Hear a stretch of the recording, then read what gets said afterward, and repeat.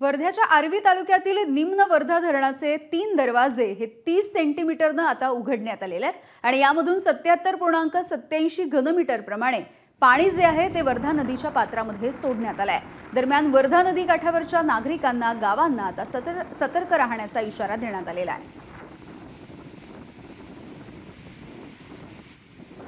तर वर्ध्याच्या आर्वी मधलं हे चित्र आपण बघतोय। आता धरणाचे दरवाजे काहीसे उघडण्यात आलेले आहेत। 30 सेंटीमीटरनं हे धरणाचे दरवाजे उघडलेत आणि पाण्याचा विसर्ग सुरू करण्यात आलेला आहे। त्यामुळे नदीकाठच्या गावांना सतर्क राहण्याचा इशारा देण्यात आलेला आहे। संपूर्ण राज्यभरामध्ये मुसळधार पाऊस कोसळताना दिसतोय। त्यामुळे विविध ठिकाणच्या धरणाच्या क्षेत्रामध्ये पाणलोट क्षेत्रामध्ये या मुसळधार पावसामुळे आता धरणं काठोकाठ भरलेली सुद्धा बघायला मिळतात।